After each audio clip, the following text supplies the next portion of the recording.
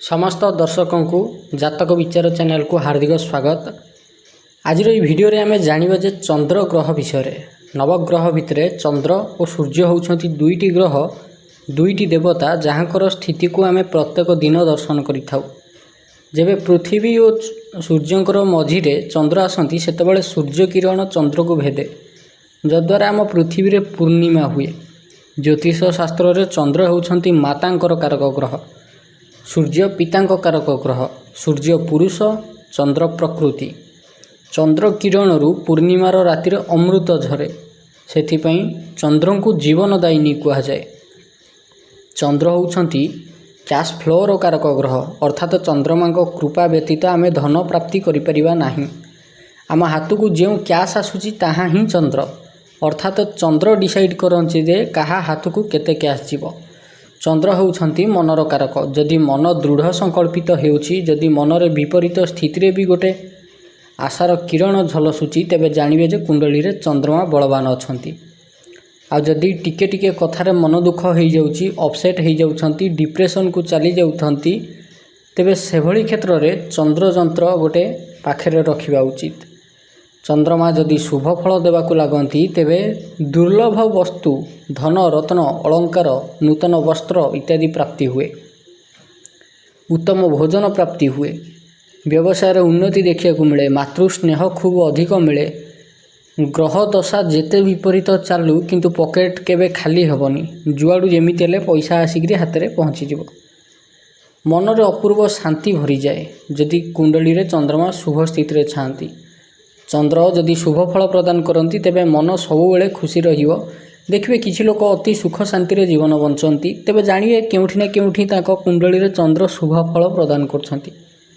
चंद्रंकर रंग होउची श्वेतवर्ण, अर्थात एकदम पूरा क्षीर भलिया धला रंग। जदि कौनसी लोकर पंचम घरे चंद्र बसी थांती, तांको ऊपर शनि राहु केतुंकर दृष्टि पड़ू न थिबो, तेबे जानिबे जे सेभली लोक ता पूर्व जन्म रे बणिक घरे जन्म होइथिला। जदि पंचम रे चंद्र थांती और चंद्रंक ऊपर मंगलंकर दृष्टि पड़े, तेबे जानिबे जे से व्यक्ति पूर्व जन्म रे जमीदार घरे जन्म नैथिला। आता कर्म फल भोग करिया पइका वर्तमान से एई जन्म रे जन्म नैछि। जदि पंचम घरे थिबा चंद्रंक ऊपर पाप ग्रहंकर दृष्टि पड़े, तेबे जानिबे जे गत जन्म रे से व्यक्ति निज कुटिल बुद्धि द्वारा अन्यर अनिष्ट करिथिला। आ जदि काहारी कुंडली रो लग्न घरे चंद्र बसितंती, तेबे जानिबे जे से व्यक्ति पूर्व जन्म रे निजर अवदान समाज प्रति किछि देई नथिला, जहार परिणाम स्वरूप निजर संपूर्ण जीवन सोशल वर्क परोपकार करिकरी सुझीबाकू आसीछि। एणु चंद्र को नेइकरी अनेक किछि कथा अछि जहा जणा पड़े। जदि चंद्रमा कुंडली रे अशुभ परिणाम देबाकू लागि जिवे, तेबे श्वास काश और थंडा रोग सबुठु प्रथमे देइदेबे। आखि दृष्टि कमजोर हो। चंद्रमा जदि अशुभ फल देवाकू लागंती, तेबे शरीर रे कफर मात्रा बढ़ी जाए, एसनफिलिया रोग हुए। जेते मेडिसिन खाइले भी थंडा रोग छाड़ेनी। गला ठारू छाती पर्यंत होची चंद्रंकर भाग। एणु चंद्र एइठी बसिकरी अनेक क्षयक्षति घटाती। मनीष निश्वास प्रश्वास नहीं पारेनी। निश्वास प्रश्वास नबारे चंद्रंकर महत्व बहुत अधिक। चंद्र जदि कुंडली रे मारक हुअंती, तेबे जलचर जीव द्वारा आघात प्राप्त हुए। जेबे जेबे चंद्र कुंडली रे अशुभ हेबे मूत्राशय रोग हब, काश थंडा एसनफिलिया जदि लागिकरी रहे, तेबे जानिबे जे चंद्र कुंडली रे अशुभ प्रभाव दउछंती। तेबे यार प्रतिकार स्वरूप कौन करिपारिबे? चंद्रंक अशुभ फलरू बचिया पई 5टी काम आपण करिपारिबे। कौन? प्रथम होउची दुईमुखी रुद्राक्ष पिंधिबे।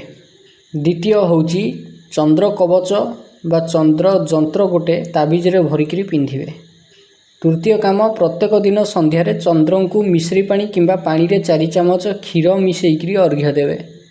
सोमवार दिन व्रत करिवे। पंचम होउची प्रत्येक दिन सोमंकर मंत्र ओम सोम सोमाय नमः 108 थर लेखाएं जप करिवे। ये 5टी काम आपण करिकरी देखंतु, भगवान श्री चंद्रंक तरफरु अनेक किछि जीवन रे सुधार आसीबाकू देखिबाकू मिलिबो। सुधार आसीबो। जो मानकर निरंतर मानसिक स्थिति ଖରାପ ହେବାରେ ଲାଗିଛି ସେମାନେ ନିହାତି ଚନ୍ଦ୍ରଦେବଙ୍କର ଉପାସନା କରନ୍ତୁ। ଚନ୍ଦ୍ରଦେବଙ୍କର ଆଶୀର୍ବାଦରୁ ନିହାତି ଆପଣ ମାନସିକ ଶାନ୍ତି ଫେରି ପାଇବେ।